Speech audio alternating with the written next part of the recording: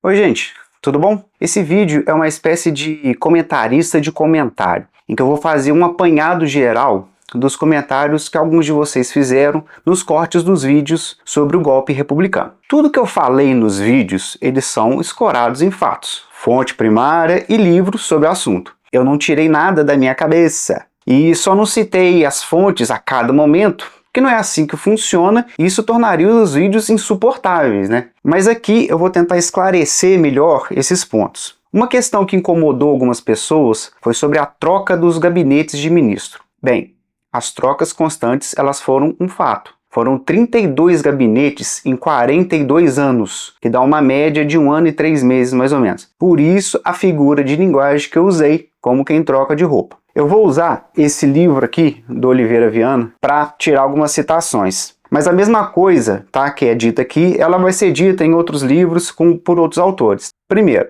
os ministros, por sua vez, suscetibilizavam-se com facilidade e, ressentidos, provocavam crises totais ou parciais do gabinete. Eram realmente os ministros os que deturparam as intenções do monarca, os que faziam do ato da consulta à nação uma burla completa. Essa consulta à nação que o Oliveira Viana fala era a forma como o imperador ele exercia o seu poder moderador, porque ele tinha que ter o tato de perceber se um gabinete deveria ser destituído ou todo o parlamento para a composição de um novo poder executivo, né, o gabinete de ministros, e um novo legislativo, o parlamento. Essas trocas, elas traziam a insatisfação do grupo político que perdia o poder e abria caminho para o processo de desintegração do regime monárquico. E sim, essa insatisfação ela era política, ela não era popular. O José Murilo de Carvalho, no livro Os Bestializados, ele fala, né, dessa questão da população estar apartada das questões políticas. Aí eu vou citar de novo Oliveira Viana. Esta opinião pública organizada, capaz de governo, nunca existiu aqui, nem hoje, nem outrora. Havia,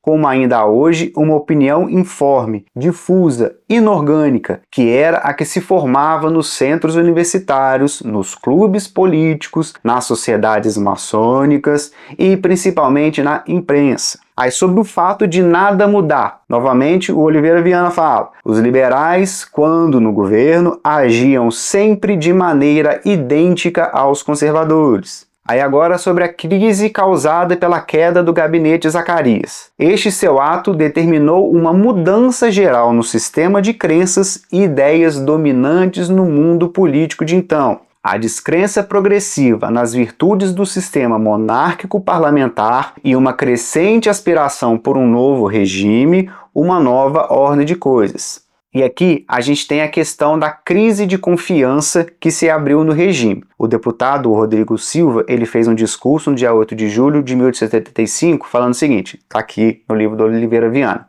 Se, depois de mais de meio século de lutas, de esforços, de imensos sacrifícios, chegamos a este estado deplorável do sistema que nos rege, com razão daqueles 3 representantes da nova ideia, que ele está falando dos republicanos, podem perguntar-nos com um sorriso de escárnio nos lábios, o que tendes obtido desta forma de governo, que julgáveis ser neste país a única garantia de ordem política e também a única garantia da estabilidade para todos os direitos e interesses sociais? Termino dizendo que o caso é de exclamar-se, como o eminente parlamentar do tempo de Carlos X. Nada mais nos resta a fazer aqui. Vamos para as nossas janelas ver passar os funerais da monarquia. O deputado republicano Afonso Celso Júnior, ele falou 2 vezes, tá? Sobre essas questões aqui. Qual dos partidos militantes é convencidamente monarquista?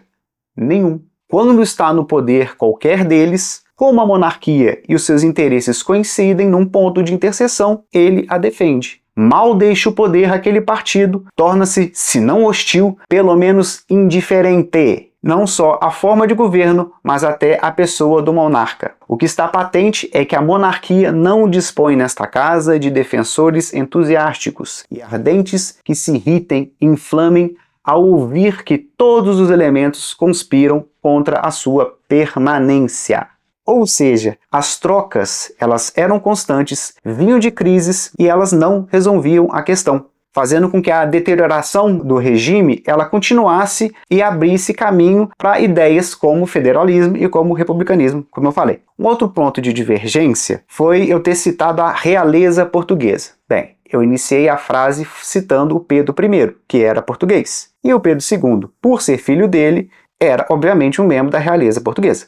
Sim, o Pedro II ele nasceu no Brasil, mas isso não muda as origens dele e o curioso fato, de que a nossa independência de Portugal ter sido feita pela mesma família que detinha o poder em Portugal. Questão de, separar a Casa Bragança, isso vai ser depois. Sobre sermos um império entre repúblicas, gente, me ajuda aí, isso é uma citação literal. Eu não fiz juízo de valor nenhum ao citar esse fato. E a reclamação de muitas pessoas, ela deixou bem claro para mim como que alguns romantizam certos períodos e qualquer palavra que não seja claramente bajuladora, ela soa como ofensa. A monarquia, ela teve seus méritos e os seus deméritos, assim como a república tem os seus. Não existe sistema de governo perfeito na Terra. E aí sobre a causa que levou ao golpe de 1889. Não existe uma causa única. Regimes eles não caem por uma única razão. Há uma série de fatores e eu expliquei isso no vídeo completo e nos outros cortes. Os outros cortes eles falam dessas causas, tá? Então cuidado ao ser afoito e reclamar em um vídeo que é claramente um recorte extremamente resumido. É isso. Espero ter esclarecido alguns pontos e qualquer dúvida ou divergência é só perguntar que eu tô aqui para interagir com vocês. Beleza? Valeu!